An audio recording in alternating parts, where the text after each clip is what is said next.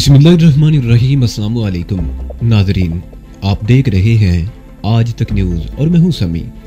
नाज़रीन, आपके सामने मैं एक सरफरोश कमांडो की दास्तान पेश करना चाहता हूं। मुझे उम्मीद है कि ये आपको बहुत पसंद आएगी। तो चलते हैं कमांडो मिशन की जानिब। गाड़ी जलिंदर के रेलवे स्टेशन से आगे निकल आई। अब अमृतसर का स्टेशन आ रहा था। मुझे अमृतसर के स्टेशन पर ही उतरना था। जिस डब्बे पर मैं बैठा था वो हिंदू सिख मुसाफिरों से भरा हुआ था। ये 3rd क्लास का डब्बा था। सब मुसाफिर अपनी बातों में लगे हुए थे। सिर्फ एक मुसाफिर उस डब्बे में ऐसा था जो थोड़ी थोड़ी देर बाद मुझे घूर लेता था। ये आदमी सिख नहीं था। अगर सिख नहीं था तो ज़ाहिर है हिंदू होगा, क्योंकि पाकिस्तान बन जाने के बाद मशरकी पंजाब में एक भी मुसलमान नहीं रहा था। उस आदमी की उम्र 50-55 के लगभग होगी। सर के बाल सफेद हो रहे थे। आंखों पर मोटे शीशों की ऐनक लगी थी। खद्दर का बैला सा तंग पाजामा पहना हुआ था। खद्दर के कुर्ते के ऊपर सदरी पहन रखी थी। सदरी के ऊपर की जेब के साथ इंडियन पिन लगा था। निचली जेब में रखी पॉकेट बुक का ऊपर वाला हिस्सा सिर्फ नजर आ रहा था। ये हिंदू यकीनन इंडिया की खुफिया पुलिस यानी CID का आदमी था। शायद वो दिल्ली से ट्रेन में मेरा पीछा कर रहा था, क्योंकि मुझे याद आया जब जलंधर के स्टेशन पर गाड़ी रुकी थी तो मैं प्लेटफॉर्म वाली खिड़की में से सर बाहर निकाले देख रहा था। उस आदमी को मैंने ट्रेन के एक डब्बे में से निकलकर अपने डब्बे की तरफ आते देखा। इसका साफ मतलब था कि वो दिल्ली से मेरे पीछे लगा हुआ था। मेरे पास बाकायदा पाकिस्तान का पासपोर्ट था और उस पर वीजा भी लगा हुआ था, मगर वो वीजा सिर्फ दिल्ली शहर का लगा हुआ था। मैं दिल्ली शहर से बाहर नहीं जा सकता था। मैंने कानून शिकनी की थी और दिल्ली शहर से ट्रेन में सवार होकर अमृतसर की तरफ चल पड़ा था। आखिर मैंने ये कानून शिकनी क्यों की थी? इसका जवाब मेरी जिंदगी की वो हैरत अंगेज जज्बा, हुब्बुल वतनी, कौमी अहमियत और जज्बा गैरत में डूबी हुई सच्ची दास्तान है जो आपको मैं सुनाने जा रहा हूँ। ये जमाना पाक भारत जंग सन 65 से 1 साल पहले का जमाना था। मशरकी पंजाब में खालिस्तान की तहरीक की वजह से भारत की हुकूमत ने पंजाब के शहरों का वीजा देना बंद कर रखा था। चुनांचे मैंने दिल्ली शहर का वीजा लगवा लिया। वजह दिल्ली शहर की दरगाहों और तारीखी मुकामात की सैरो सियाहत थी। दिल्ली में मेरे वालिद के एक दोस्त मशीनों की मुरम्मत का काम करते थे। मैं सीधा उनके पास पहुंचा। भारतीय बॉर्डर की चेक पोस्ट वालों को मैंने वालिद के उस दोस्त का नाम और एड्रेस गलत लिखवाया था। उसकी वजह यह थी कि मैं दिल्ली की सैरो सियाहत के लिए भारत में दाखिल नहीं हुआ था। मेरा एक खास मिशन था और मुझे दिल्ली से बगैर वीजे के अमृतसर जाना था। और यह भी मालूम नहीं था कि मुझे कितने दिन कितने महीने गैर कानूनी तौर पर इंडिया में रहना होगा। मेरा मिशन एक मुकद्दस मिशन था। यह मिशन क्या था ये आपको आगे चलकर खुद ब खुद मालूम हो जाएगा, क्योंकि मैं नहीं चाहता कि मेरे मुकर्ररा वक्त पर भारत से वापस पाकिस्तान ना जाने की सूरत में पुलिस मेरे वालिद के दोस्त को गिरफ्तार करे या उसे तंग करे। मेरे वालिद साहब के उस दोस्त का नाम ज़हीरुद्दीन था और चांदनी चौक में उसकी एक छोटी सी दुकान थी जहाँ वो सिलाई मशीनों की मुरम्मत का काम करता था। उसको मैंने बिल्कुल ना बताया कि मैं असल में किस मिशन को लेकर भारत आया हूँ। उसे बताने की जरूरत भी नहीं थी। उस शरीफ आदमी के पास 2 दिन रहा और पंजाब और इंडिया के बारे में काफी मालूमात हासिल करता रहा, क्योंकि इससे पहले मैंने अमृतसर, मजेठ, वीर का बटाला, गोरदासपुर और किथू निगल के सिवा इंडिया का कोई इलाका कभी नहीं देखा था। जब पाकिस्तान बना तो उस वक्त मेरी उम्र यही कोई 12-13 साल रही होगी और मैं अपने कस्बे मजेठ के एक हाई स्कूल में पढ़ रहा था। मेरी वालदा की वफात हो चुकी थी। मेरी सिर्फ एक छोटी बहन थी। वालिद साहब ने दूसरी शादी नहीं की थी। उन्होंने हम दोनों बहन भाइयों को पढ़ा लिखा कर लायक बनाना और हमें बाप के साथ साथ वालदा की भी शफकत अता करना अपनी जिंदगी का मकसद बना लिया था। जब पाकिस्तान बन गया और मशरकी पंजाब में मुसलमानों का कत्लेआम शुरू हो गया तो हम भी एक काफिले में शामिल होकर मजेठे निकल पड़े। पाकिस्तान पहुंचने से पहले हम पर क्या बीती ये मेरी सच्ची दास्तान की असल बुनियाद है, जो मैं आपको जरा आगे चलकर बताऊंगा। अभी मैं सिर्फ ये बताना चाहूंगा कि पाकिस्तान आने के बाद मैं दोबारा कभी इंडिया नहीं गया था। अब मैं वापस अपने वालिद साहब के दोस्त ज़हीरुद्दीन के पास आता हूँ, जिससे मैंने रेलगाड़ियों के औकात वगैरह के बारे में जरूरी मालूमात हासिल की। मेरे पास इतनी इंडियन करेंसी थी जितनी करेंसी की कानूनी तौर पर मुझे इजाजत थी। मेरा मिशन ऐसा था कि मुझे दिल्ली से निकलने के बाद अपनी तमाम जरूरियात जायज और नाजायज तरीकों से खुद ही पूरी करनी थी। उस वक्त मैं 24-25 साल का सेहतमंद भरपूर जवान था। मैंने जानबूझकर शलवार कमीज नहीं पहनी थी, क्योंकि ये उस जमाने में भी मुसलमानों का लिबास समझा जाता था। अगरचे अभी ये हमारा कौमी लिबास नहीं बना था। मैं लाहौर से ही पुरानी मगर मजबूत कपड़े की बनी हुई विलायती जीन्स टाइप की पतलून और उसी रंग की जैकेट पहनकर निकला था। पाँव में जोगर शूज पहन लिए। दिल्ली में आकर मैंने देखा कि वहाँ भी नौजवानों में इसी किस्म का हिप्पी टाइप का रफ टफ लिबास बड़ा मकबूल था। उस लिबास से ये बिल्कुल नहीं पता चलता था कि यह आदमी मुसलमान है या हिंदू। ज़हीरुद्दीन के घर में 2 दिन रहने के बाद मैंने एक रोज उन्हें कहा कि मैं जामे मस्जिद देखने जा रहा हूँ। वहां से मैं सीधा दिल्ली के रेलवे स्टेशन पर आ गया। मैंने पहले से मालूम कर लिया था कि अमृतसर जाने की तरफ गाड़ी किस वक्त चलती है। मैंने स्टेशन पर आकर अमृतसर का टिकट लिया और प्लेटफॉर्म पर आकर बैठ गया। जब गाड़ी प्लेटफॉर्म पर लगी तो मैं भी दूसरे मुसाफिरों के साथ 3rd क्लास के एक डब्बे में बैठ गया। ये मौसम ऐसा था जिसको हमारे पंजाब में खुश बहार का मौसम कहते हैं। یعنی مارچ کے مہینے کا موسم۔ میں پاکستان ہی میں تھا تو ایک دو بارشیں بھی ہو گئی تھی جس سے موسم میں خنکی سی آ گئی۔ دلی میں بھی موسم خوشگوار تھا۔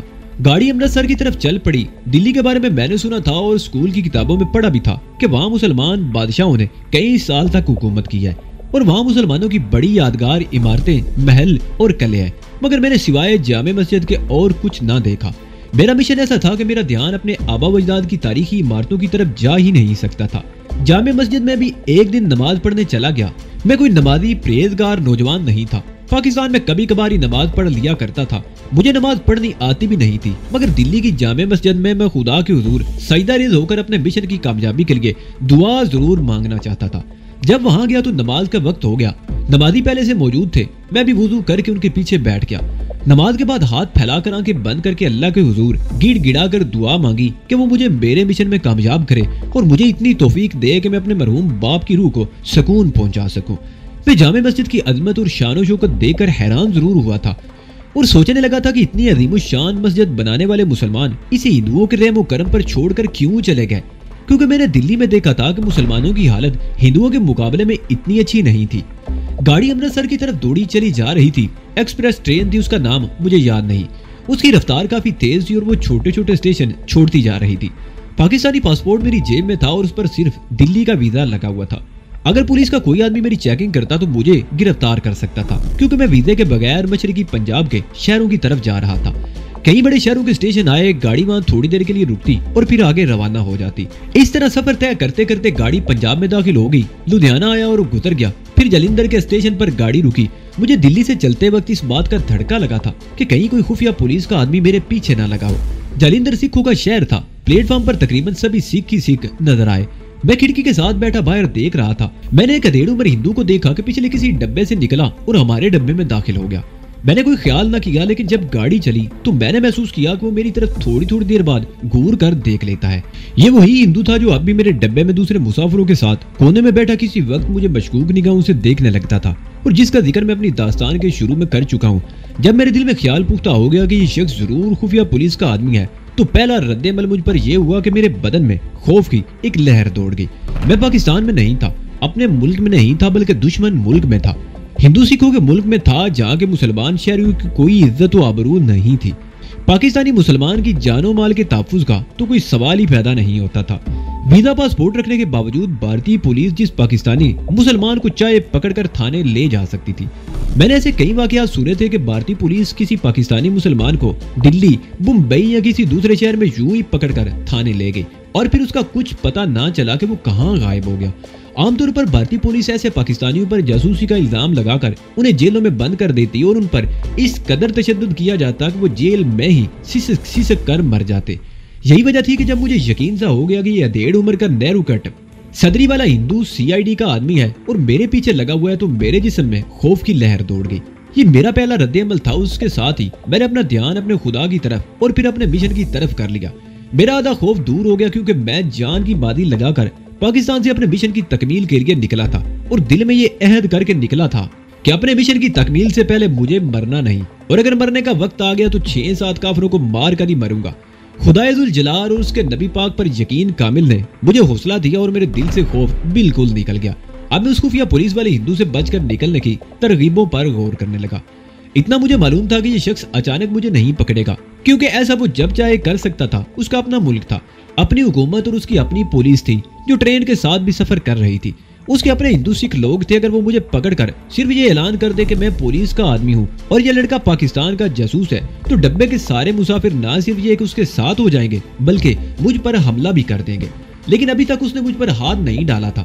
اصل میں وہ میری نگرانی کر رہا تھا اور یہ معلوم کرنا چاہتا تھا کہ میں ویزے کے بغیر امرتسر کی طرف کہاں جا رہا ہوں، کس سے ملنے جا رہا ہوں اور میرے ساتھی جاسوس کہاں کہاں پر ہے۔ وہ یہ بھی نہیں چاہتا تھا کہ مجھے اس پر خفیہ پولیس کے آدمی ہونے کا ذرا سا بھی شک ہو، مگر اس کے بار بار میری طرف گور گور کر دیکھنے سے مجھے نہ صرف اس پر شک ہوا تھا بلکہ یقین ہو گیا تھا کہ یہ CID کا ہی آدمی ہے، جو بعد میں سچ ثابت ہوا۔ اس وقت دن ڈھل رہا تھا۔ گاڑی کو دونوں جانب دور دور تک پھیلے ہوئے کھیتوں میں دن کی روشنی مانند پڑتی جا رہی تھی۔ گاڑی ایک چھوٹے سے اسٹیشن پر سے تیزی سے گزر رہی تھی۔ میں نے سر باہر نکال کر دیکھا، پلیٹ فارم کے آخری ایک تختے پر ہندی میں کسی اسٹیشن کا نام لکھا ہوا تھا جو میری سمجھ میں نہ آیا۔ میں نے اپنے ساتھ بیٹھے ہوئے ایک سکھ مسافر سے پوچھا کہ یہ نیا اسٹیشن کون سا گزرا ہے تو اس نے کہا مانا والا۔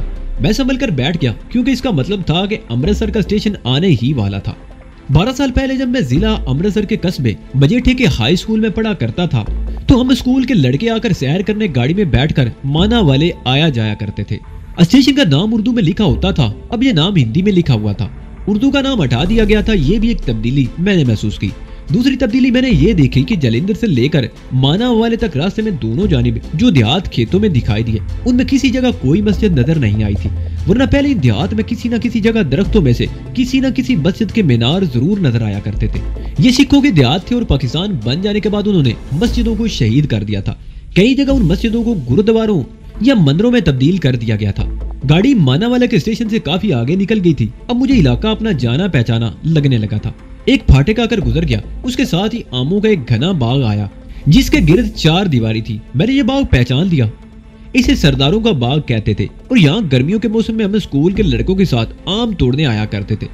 हम बाग की दीवार पर चढ़कर आम तोड़ते और राखे के आने से पहले आम तोड़कर छलांगे लगाकर भाग जाया करते थे।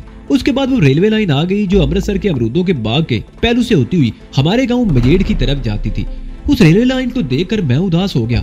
मैं कई बार अपने वालिद और छोटी बहन के साथ ट्रेन में बैठकर इस लाइन पर से गुजरा था। ये रेलवे लाइन आम और अमरूद के बागों की तरह वैसी की वैसी थी। अब ट्रेन अमृतसर शहर में दाखिल हो चुकी थी।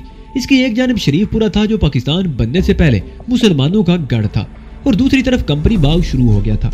डंडा पुलिस का फाटक भी गुजर गया। थोड़ी देर बाद ट्रेन अमृतसर के स्टेशन में दाखिल हो गई। हिंदू सिख मुसाफिर अपना अपना सामान समेट रहे थे। मैंने आंख बचाकर खुफिया पुलिस वाले की तरफ देखा, वो भी मेरी तरफ ही देख रहा था। वो अपनी सीट पर बड़े सुकून से बैठा हुआ था और आराम से सिगरेट पी रहा था।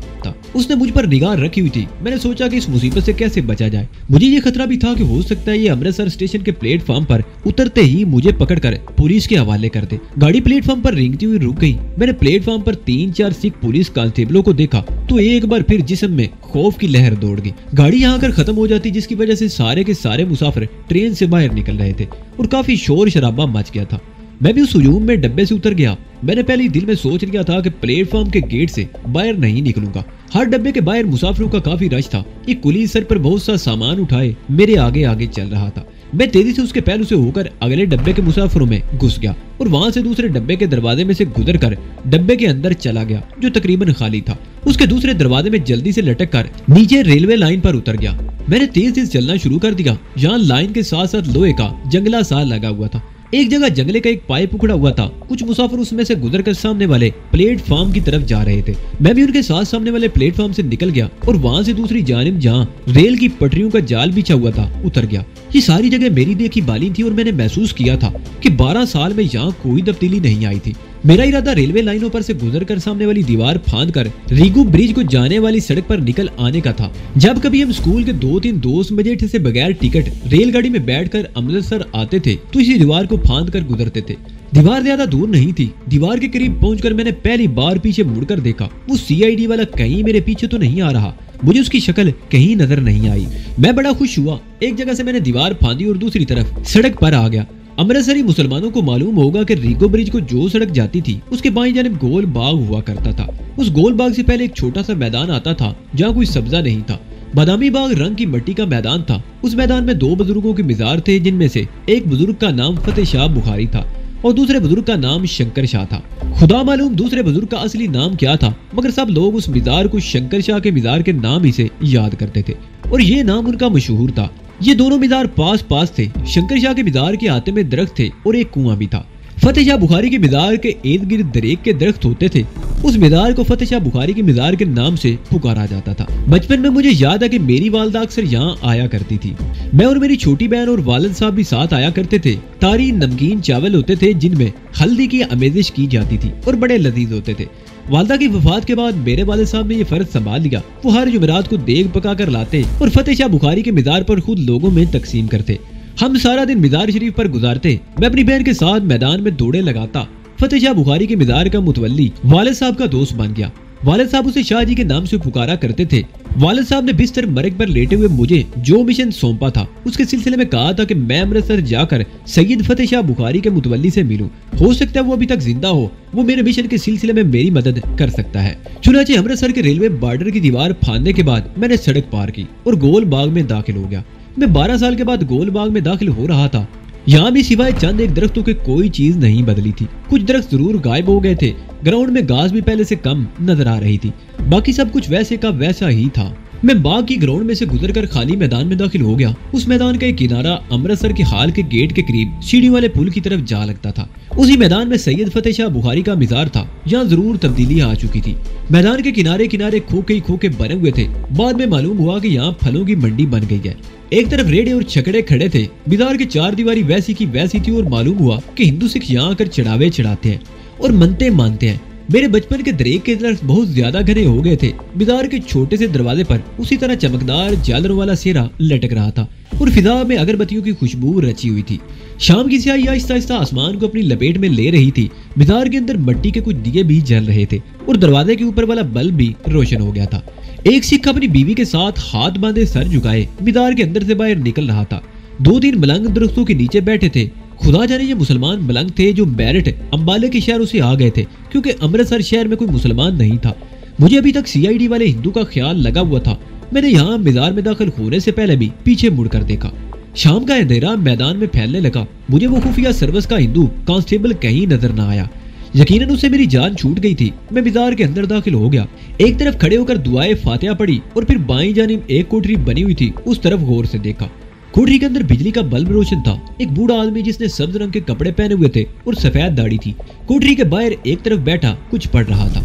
मैंने करीब जाकर सलाम किया तो उस आदमी ने आंखें खोल दी और किसी कदर ताज्जुब से मुझे देखने लगा। कहाँ से आए हो यहाँ?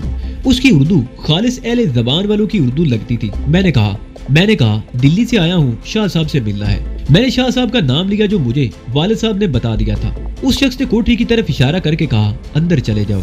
कोठरी का दरवाजा छोटा सा था और खुला था। मैंने जूते बाहर उतारे और अंदर दाखिल हो गया। एक बुजुर्ग सूरत आदमी गाँव तकी से टेक लगाए बड़े सुकून के आलम में बैठा था। आंखें थोड़ी बंद थोड़ी खुली थी। हाथ में तस्बीह थी, मुंह में कुछ पढ़ रहा था। उंगलियां तस्बीह के दानों पर चल रही थी। मैं सलाम करके अदब से एक तरफ बैठ गया। बुजुर्ग ने नीम आंखों से मुझ पर एक निगाह डाली, वालेकुम सलाम कहा और अपनी कैफियत में डूब गए। कोठरी में हम दोनों के सिवा और कोई नहीं था। मौका बड़ा मुनासिब था। मैं बात शुरू ही करने वाला था कि बुजुर्ग ने फरमाया, भाई कहाँ से आए हो? पहले तुम्हें यहाँ कभी नहीं देखा। मैंने फतेह शाह बुखारी के मुतवल्ली का नाम लेकर कहा कि मुझे शाह साहब से मिलना है। दिल्ली से आया हूँ। मैंने अभी उन्हें बिल्कुल ना बताया कि मैं पाकिस्तान से आया हूँ। बुजुर्ग ने आंखें खोलकर मेरी तरफ देखा और कहा, बरखुरदार, शाह साहब को इंतकाल फरमाए तो 7 बरस हो गए। मुझे बताओ मैं क्या खिदमत कर सकता हूँ? मैं उनका छोटा भाई हूँ। मुझे सैयद गुलाम अली शाह कहते हैं। मैं सोच में पड़ गया कि इन पर अपने दिल का राज अफशा करना मुनासिब रहेगा या नहीं। मैं भी सोच ही रहा था कि बाहर कुछ शोरो गुल की आवाजें बुलंद हुई। सैयद साहब ने कड़कदार आवाज में पूछा, ये बाहर क्या हो रहा है अली हैदर? मज़ार का एक मुलाजिम घबराया हुआ अंदर आया और बोला, शाह जी बाहर पुलिस आई है, थानेदार भी साथ है, कहता है यहाँ कोई पाकिस्तानी जासूस छुपा हुआ है। मैं फौरन समझ गया कि वो सीआईडी वाला हिंदू जलंधर या शहर दिल्ली से मेरे पीछे लगा हुआ था। वो पुलिस लेकर मुझे गिरफ्तार करने आ गया है। मैंने जल्दी से सैयद साहब के पांव पकड़ लिए और कहा, शाह जी मैं पाकिस्तान से एक नेक मकसद लेकर आपके दौलत खाने पर हाजिर हुआ हूँ। यकीन करें मैं पाकिस्तानी जासूस नहीं हूँ, मैं मुसलमान हूँ और आपके बड़े भाई मेरे वालिद साहब के दोस्त थे। मैं उनका एक खास पैगाम लेकर आया हूँ। इस वक्त मुझे पुलिस से बचा ले, बाकी बातें आपको बाद में बता दूंगा। सैयद साहब बड़े दिलेर इंसान थे। कोठरी के एक कोने में लकड़ी का एक काफी बड़ा संदूक पड़ा था। उन्होंने उठते हुए कहा, उस संदूक में छुप जाओ, जल्दी करो। मैंने संदूक खोला। संदूक में सब्ज रंग की कुछ चादरें तय करके रखी हुई थी। मैं उसमें टांगे सीने के साथ लगाकर लेट गया। सैयद साहब ने संदूक बंद करके ताला लगा दिया। मुझे ऐसी आवाज आई जैसे उन्होंने संदूक के ऊपर कोई टोकरा रख दिया हो। उसके साथ ही सैयद साहब बुलंद आवाज में बोलते कोठरी से बाहर निकल गए। यहाँ पाकिस्तानी जासूस का क्या काम? ये फकीरों का डेरा है। सैयद साहब की आवाज जरा दूर ही गई थी कि मुझे अंदाजा हुआ कि थानेदार सिपाहियों के साथ मज़ार के अंदर आ चुका था। वो कोठरी के बाहर खड़ा सैयद साहब से पूछने लगा, शाह जी हमारे मुखबर ने हमें इतला दिया कि एक पाकिस्तानी मज़ार में आया है जो दिल्ली से चला था। उसके पास सिर्फ दिल्ली का वीजा है, मगर वो अमृतसर पहुंच गया। हमें मज़ार की तलाशी लेनी होगी। सैयद साहब ने फरमाया, शर्मा जी आप बेशक तलाशी ले लें, मगर ये तो आप भी जानते हैं कि हम भारतीय हुकूमत के वफादार हैं। अगर कोई पाकिस्तानी जासूस यहाँ आता तो सबसे पहले हम आपको उसकी इतला करते, बल्कि उसे पकड़कर बांध लेते। आप जरूर तलाशी ले आइए। संदूक के अंदर मेरे तो पसीने छूट गए। एक तो उसके अंदर हब्स था उसकी वजह से, दूसरे इस खौफ से कि अगर हिंदू थानेदार ने संदूक खुलवा लिया तो मैं मारा गया और मेरे साथ सैयद साहब पर भी आफत नाज़िल हो जाएगी।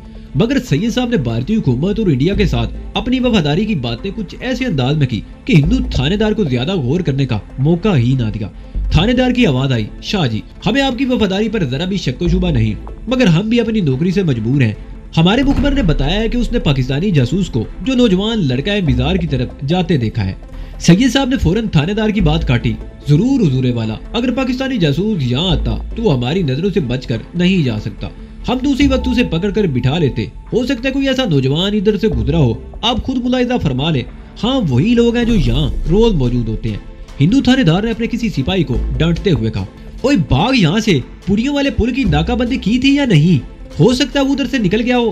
بھاگ سنگھ شاید کوئی کانسٹیبل تھا، اس نے فوراً کہا، ہاں جی ادھر 2 کانسٹیبل لگا دیے ہیں، تو پھر چلو وہ ادھر ہی گیا ہوگا، یہاں وہ نہیں ہے۔ اچھا شاہ جی، آپ کو تکلیف دی، ایک بات ہے، اگر کوئی اجنبی چہرہ آپ کو یہاں نظر آ جائے تو اسے کسی طریقے سے یہیں روک لیں اور ہمیں تھانے میں اطلاع کر دیں۔ سید صاحب نے جواب میں کہا، حضور والا آپ فکر ہی نہ کریں، کسی پاکستانی جاسوس کی کیا مجال کے مزار پر آئے اور پھر بچ کر نکل جائے۔ یہ لوگ باتیں کرتے کوٹری سے باہر نکل گئے۔ میری جان میں جان آئی۔ بند صندوق کے اندر مجھے سانس لینے تک دشواری پیش آ رہی تھی اور میرا سانس ڈونگنی کی طرح چلنے لگا تھا۔ بند صندوق میں کہیں کی جو تھوڑی بہت درنیں تھی، بس انہی میں سے تھوڑی بہت تازہ ہوا اندر آنے کی کوشش کر رہی تھی۔ سبز رنگ کی چادروں میں سے جو دیسی عطر کی تیز خوشبو آ رہی تھی، اس نے بھی میرے ناک میں دم کر دیا تھا۔ مجھے زبردست گھٹن محسوس ہو رہی تھی۔ اس طرح 2-3 منٹ مزید گزر گئے۔ پھر کسی کے قدموں کی آواز آئی، صندوق کے اوپر سے ٹوکرا ہٹا دیا گیا، صندوق کا تالا کھلا اور ڈھکن اوپر اٹھ گیا۔ مجھے باہر کی تازہ ہوا لگی تو نیم مردہ جسم میں جان پڑ گئی۔ جلدی سے صندوق سے نکل آیا۔ سید صاحب کوٹری کے دروازے کے آگے اس طرح کھڑے تھے کہ باہر سے کسی کی نظر اندر نہیں پڑ سکتی تھی۔ انہوں نے پلٹ کر باہر دیکھا اور پھر دروازہ بند کر دیا۔ بھائی تم نے تو ہمیں مروا ہی دیا تھا، پہلے کیوں نہیں بتایا کہ تم پاکستان سے یہاں جاسوسی کرنے آئے ہو؟ میں نے سانس درست کرتے ہوئے کہا، شاہ جی میں جاسوس نہیں ہوں۔ سید صاحب نے اپنے ہونٹوں پر انگلی رکھتے ہوئے کہا، میاں آہستہ بولو، تھانے دار اپنا کوئی نہ کوئی آدمی سفید کپڑوں میں یہاں ضرور چھوڑ گیا ہوگا۔